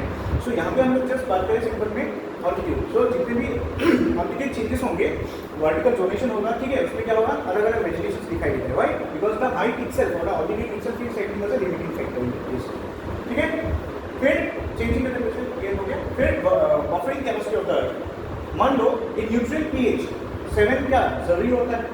न्यूट्रिएंट माना जाता है पीएच में 7 है। सो इसमें क्या होता है? For survival of any organisms, आपका जो सॉइल का पीएच लेवल है उसको अराउंड 7 मेंटेन करना चाहिए, और साइट्रस फूड है तो अराउंड 5 से 7 से थोड़ा कम 6.7-6.8% मेंटेन करना चाहिए, इसलिए चाहिए होगा, ठीक है? मान लो जो अर्थ का जो ये पीएच का जो बफरिंग कैपेसिटी है, ठीक है? किसी वजह से जैसे मान लो आप उसका क्या हो गया? एसिडिक या आई मीन लाइक एल्कालिन जो होता है एल्कालिनिटी वो बढ़ गया या घट गया, एसिडिटी बढ़ गया या घट गया, कुछ भी हो सकता है, राइट। अगर ऐसा होता है then the earth itself will also act as a limiting factor for that particular planet. ठीक है, नेक्स्ट क्या होता है सैलिनिटी, ये तो समझ में आता है। सैलिनिटी मतलब क्या, नमक। जैसे हम मान लो some organisms are tolerant of a wide range of salinities. जैसे हमने देखा था ना पहले, ये टेम्परेचर के केस में क्या वाइड रेंज वाले को यूरिथर्मल बोलते हैं और नैरो रेंज वाले को स्टेनोथर्मल बोलते हैं। वैसे ही अगर सॉल्ट के पॉइंट ऑफ व्यू से देखा जाए, यूरी वर्ड कॉमन है, वो थर्मल हीट था ना, ये क्योंकि सॉल्ट है इसलिए यूरी एलाइन बोलते हैं इसको। जो ऑर्गेनिज्म, जैसे मान लो एक पर्टिकुलर ऑर्गेनिज्म है, ठीक है, एक क्रैब मान लो, वो खारे पानी में भी रह सकता है, वो फ्रेश पानी में भी रह सकता है, क्रैब्स, राइट। इसलिए आप बोल सकते हो कि crabs are euryhaline organisms, right. लेकिन कुछ ऑर्गेनिजम्स हैं, कुछ मतलब मछली आप बोल सकते हो, मछली वगैरह है जो नैरो रेंज ऑफ टेम्परेचर में सर्वाइव करते हैं, उनको स्टेनोथर्मल बोलते हैं। अगर आप एक फ्रेश वाटर मछली को सागर में फेंक दो वो मर जाएगा, या सागर वाले मछली को फ्रेश वाटर में लेके आओ वो मर जाएगा। Why? Because they cannot like tolerate this changing salt salinity. Okay, और तीसरा जो है इफेक्ट ऑफ बायो, अभी हम देखेंगे एबायोटिक फैक्टर्स भी होते हैं। अभी हम एबायोटिक फैक्टर्स से देखते हैं, एबायोटिक फैक्टर ज़्यादा है, बायोटिक फैक्टर्स कम है, दो चार ही है। यहाँ पे देखते हैं लाइट तो हमने बोल दिया, चलो ये सेम चीज़ है, वो पहले वाला ही स्लाइड है, थोड़ा इसमें डिटेल में किया गया है। जैसे आप मान लो कि वो रेडिएशन के पॉइंट ऑफ व्यू से था, ठीक है। इसमें क्या है कि सपोज मान लो इंटेंसिटी के पॉइंट ऑफ व्यू से है, वो रेडिएशन यूवी रेडिएशन के बारे में हमने डिस्कस किया था, ये इंटेंसिटी है। मान लो लाइट का क्या है, इंटेंसिटी बहुत ज़्यादा है, तब भी वो लिमिटिंग फैक्टर हिसाब से काम करेगा। अगर कम है तब भी किसी प्लेन्स के लिए वो लिमिटिंग फैक्टर होगा, क्योंकि उसको ज़्यादा चाहिए, ज़्यादा के लिए कम, कम के लिए ज़्यादा, ठीक है। जैसे मान लो ये प्लांट है, इसको ज़्यादा लाइट चाहिए, तो उसमें अगर कम लाइट आ रहा है तो ये मर जाएगा ना। और ये मान लो ये प्लांट है जिसको कम लाइट चाहिए, इसको ज़्यादा लाइट मिल जाए तब भी ये मर जाएगा। So light can also act as a limiting factor, as well as carbon dioxide भी एक्ट कर सकता है, एटमॉस्फेयर का पार्ट है। और कुछ बोल सकते हो जैसे देखो, only red and blue are effective in photosynthesis. एक चीज़ याद रखना, लाइट का 7 कलर्स होता है विजिबल लाइट का, और उसमें से red and blue colour he photosynthesis में चाहिए। हर एक कलर जरूरी नहीं होता फोटोसिंथेसिस के लिए। That means other colours are acting as a limiting factor, उसको जरूरत नहीं फिर भी ले रहा है, right. Plants grow in blue light are small, ये चीज़ बहुत इंपॉर्टेंट है। प्लांट्स जो ब्लू लाइट में, अगर मान लो हमारे जो सन है वो हमसे अगर क्या होता ज़्यादा पास होता, डिस्टेंस जो है ना, लाइफ क्यों सर्वाइवल पॉसिबल है अर्थ में। हमारा जो सन है और अर्थ का जो डिस्टेंस है एग्जैक्टली अप्रोप्रिएट लाइफ को सपोर्ट करने के लिए। अगर सन और अर्थ का बीच डिस्टेंस कम होता तो रेड लाइट नहीं आता, ब्लू लाइट आगे आता। रेड लाइट क्या होता है, रेड लाइट बाद में आता है, डिस्टेंस जितना बढ़ेगा रेड लाइट उतना आता है, डिस्टेंस पास में होगा तो ब्लू लाइट आएगा। अभी ब्लू लाइट अगर मान लो रेडिएशन ज़्यादा होता तो क्या होता, सारे प्लेन्स का साइज छोटा होता। समझ में आया? अभी जितना हमारे बीच डिस्टेंस ज़्यादा होगा, रेड लाइट उतना ज़्यादा होगा, तो इसलिए प्लेन्स इस साइज में। अगर मान लो हमारे अर्थ और दूर ज़्यादा है डिस्टेंस में, तब रेड लाइट की वजह से प्लेन ज़्यादा होगा, लेकिन और एक फैक्टर आएगा उसमें, ज़्यादा दूर होने से टेम्परेचर घट जाएगा, प्लेन्स ग्रो ही नहीं करना। तो बहुत सारी चीज़ें हैं जो हमको ध्यान रखना है लाइफ में, ठीक है। तो याद रहेगा, जो ब्लू लाइट होता है वो प्लेन्स को छोटा बनाना है, और अगर प्लेन को बड़ा बनाना है you have to use the red wavelength the visible light. Plants grow in ultraviolet and violet light, ये भी ड्वार्फ है। सो ब्लू लाइट हो, ठीक है, अल्ट्रावायलेट रेज हो, अल्ट्रावायलेट लाइट हो या वायलेट लाइट हो, all this plants will be dwarf. Okay, frost भी एक एबायोटिक फैक्टर है, ये लिमिटिंग एजेंट की तरह काम करता है। व्हाई? बिकॉज क्या होता है, Frost results in freezing the soil moisture. Soil के अंदर जो पानी होता है, मॉइस्चर होता है, जो प्लांट इनडायरेक्टली ऑस्मोसिस के थ्रू लेता है, वो क्या करता है, सारे अंदर की जो पानी है सॉइल के अंदर उसको क्या करता है, फ्रीज कर देता है। तो प्लांट क्या मतलब उसको नहीं ला सकता ना, तो वो क्या हो गया, सॉलिड हो गया, राइट, कंडेंसेशन हो गया। So the plants are killed due to the increase transpiration when their roots are unable to supply moisture. और एक चीज़ याद रखिए, water in the intercellular species get frozen in twice. मैंने बोला था ना कि जो एयर को अगर आप ठंडा कर दो वो क्या हो जाएगा, सॉलिड हो जाएगा ना, वही तो रेनफॉल होता है, कंडेंसेशन, राइट। सो सॉइल के अंदर अगर टेम्परेचर बहुत ज़्यादा घट गया, ठीक है, ठंडे दिन में क्या होता है, सॉइल के सब सॉइल के अंदर क्या होता है, कुछ फ्रॉस्ट पाए जाते हैं। वो एक्चुअली क्या होता है, वो वाटर वेपर या वाटर ही होता है जो क्या होता है, सॉलिड हो जाता है, राइट। उससे क्या होगा, सेल्स जो है ऑस्मोसिस नहीं कर पाएगा, the plant will undergo dehydration, और वो प्लांट को अगर पानी नहीं मिलेगा तो क्या होगा, वो प्लांट भी मर जाएगा। That means this frost can also act as a what, can act as a yes right, can also be a living factor. अभी और क्या है आपका, स्नो है, ठीक है, स्नो भी आपको समझ में आ गया, सेम थिंग। फ्रॉस्ट क्या होता है, अंदर से होता है, स्नो ऊपर से होगा, अगर ज़्यादा स्नोफॉल हो गया तो क्या होगा, that will also act as a what, living factor. फिर टेम्परेचर, टेम्परेचर मैंने पहले ही बोला था, मैंने भी टॉक अबाउट रेडिएशन, सनलाइट में देखा था, मैंने यूवी रेज में देखा था। टेम्परेचर कहाँ आया था, मैंने talk about altitude of mountain, उसमें टेम्परेचर एक फैक्टर था। टेम्परेचर को भी आप बोल सकते हो इट्स ऑल्सो एक लिमिटिंग फैक्टर। आप पढ़ लो कुछ, अगर इश्यूज है समझ में नहीं आए you can ask me, okay. Diabetic, diabetic phenomenon क्या होता है, देखो, it refers to the progressive time usually backward from the tip. So simple phenomenon, plant है जैसे मान लो, प्लांट यूजुअली क्या होता है, ऊपर से नीचे ऐसे सूख जाता है, मर जाता है। डायबेटिक में क्या होता है, उल्टा होता है, रूट से मर के आता है, ओके। सो देखो, refers to the progressive time usually backwards from the tip of any portion of the plant. This is one of the adaptive mechanisms to avoid adverse conditions like drought. In this mechanism, the root remains alive for years. Root नहीं मतलब shoot वाला part सूख जाता है, समझ में आया? Root वाला पार्ट मतलब क्या होता है, जैसे मान लो इस प्लांट को कम पानी मिल रहा है, इस प्लांट को अगर कम पानी मिल रहा है तो क्या होगा, नीचे वाले रूट्स को सर्वाइव करने के लिए कर जाएंगे कैसे भी करके, लेकिन ये क्या करता है, अपना ऊपर वाला पार्ट सूखा के ऊपर गिरा देता है, ताकि क्या उसको प्लांट को पानी की ज़्यादा ज़रूरत ना हो, क्योंकि पानी कम है ना। तो this is a survival mechanism जो प्लांट्स यूज करते हैं। तो क्या होता है, डायरेक्ट में टिप ऑफ द प्लांट से रूट नहीं सूख तक जाता है, ठीक है, ऊपर से नीचे जाता है, राइट।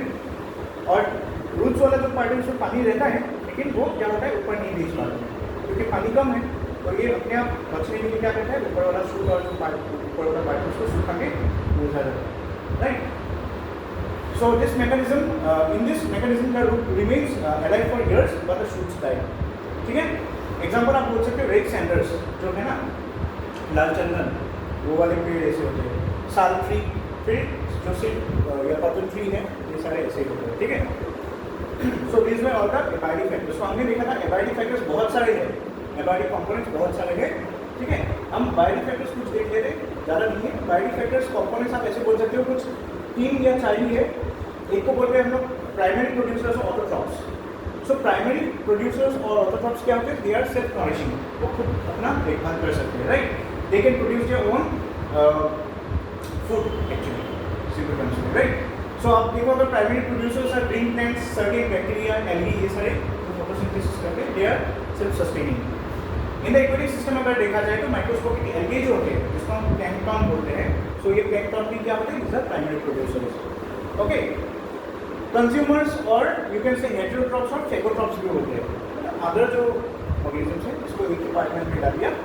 जो प्राइमरी प्रोड्यूसर्स के ऊपर डिपेंड होता है वो क्या होता है, कंज्यूमर्स होते हैं, और यू कैन से सेकेंडरी कंज्यूमर्स बोल सकते हैं। कंज्यूमर्स में भी हम देखेंगे बाद में, प्राइमरी सेकेंडरी टर्शियरी कंज्यूमर्स होते हैं, बट ऐसे बहुत हम देख रहे हैं अभी कंज्यूमर्स। सो जो प्राइमरी प्रोड्यूसर्स के ऑटोट्रॉप्स के ऊपर डिपेंडेंट होता है, इज नोन एज कंज्यूमर्स और हेटेरोट्रॉप्स और phagotrophs, okay. Consumers are incapable of producing their food, इसलिए तो वो डिपेंडेंट है ना इसके ऊपर, प्राइमरी के ऊपर। They depend on the organic food derived from plants and animals, both consumers can be divided two categories. अभी जो कंज्यूमर्स हैं, अगर देखा जाए हम उसको 2 कैटेगरी में डिवाइड कर सकते हैं कंज्यूमर को, एक होता है मैक्रो कंज्यूमर, एक होता है माइक्रो कंज्यूमर। मैक्रो नाम से पता चलता है व्हाट, इसका क्या होगा, this herbivores are primary consumers which feed mainly on plants। अब मैक्रो कंज्यूमर्स में अगर देखोगे तो हर्बीवोर्स आता है। हर्बीवोर्स कौन से आते हैं, जिसके गोट, शेप, ये सब आप बोल सकते हो, ये सब मैक्रो कंज्यूमर्स या प्राइमरी कंज्यूमर्स भी बोल सकते हो, ठीक है। Secondary consumers feed on primary consumers, अभी समझ में आया बात। प्राइमरी कंज्यूमर्स और सेकेंडरी कंज्यूमर में डिफरेंट क्या है, प्राइमरी कंज्यूमर्स कौन से होते हैं, जैसे बकरी, गाय, ये सब, ठीक है, हर्बीवोर एनिमल्स, और जो इनको खाते हैं इनको क्या बोलते हैं, सेकेंडरी कंज्यूमर्स होते हैं, जैसे वुल्फ, लायन, कुछ भी हो सकते हैं, राइट, ठीक है। So carnivores which feed on both primary and secondary consumers are called tertiary consumers. So ये याद रखिए, सेकेंडरी और अभी देखो वुल्फ, डॉग्स, स्नेक, ये क्या होते हैं, दिस आर सेकेंडरी कंज्यूमर। मैंने बोला था ना, कंज्यूमर जो है वो 2 टाइप के होते हैं, एक मैक्रो, एक माइक्रो। मैक्रो कंज्यूमर में 3 टाइप होते हैं, एक क्या होता है, primary macro consumer, secondary macro consumer, tertiary macro consumer. Primary macro consumer कौन से होते हैं, जैसे शीप्स, रैबिट्स, हर्बीवोर्स होते हैं।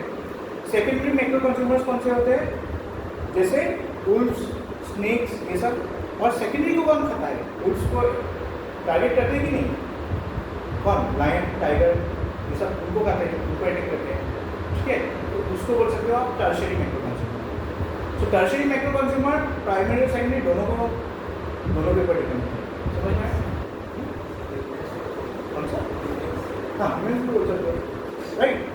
सो मैक्रो के अंदर, मैक्रो मतलब सारे बड़े organisms, right. I will show you, ये बना देता हूँ।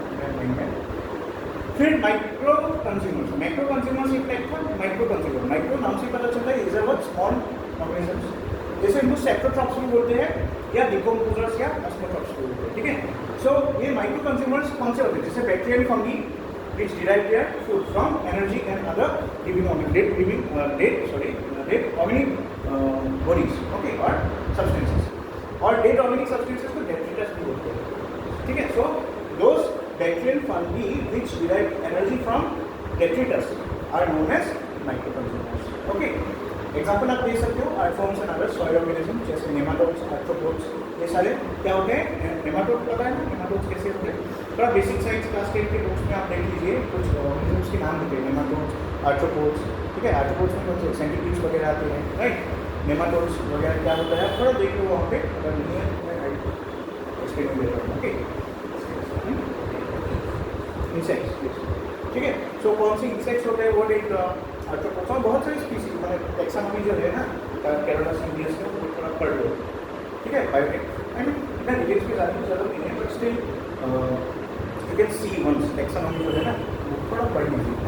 सो arthropods and certain organisms, this organisms are detritus pillars and they help in the decomposition. और अच्छी बात है, ये जो डेट्रिटस होते हैं, डेट्रिटस के ऊपर डिपेंडेंट होते हैं, उस ऑर्गेनिजम्स को डेट्रीवोर्स बोलते हैं, ठीक है। सो डेट्रीवोर्स डिकम्पोजर्स भी बोल सकते हो, सेप्टोट्रॉप्स भी बोल सकते हो, राइट, और माइक्रोकंज्यूमर्स, फॉर एग्जांपल बैक्टीरिया, ठीक है। सो आज हम इतना ही पढ़ते हैं। Now I show you one more, ये थोड़ा मैं माइंड मैप बना देता हूँ आपको, इसका जो कैसे याद रखना है, ठीक है।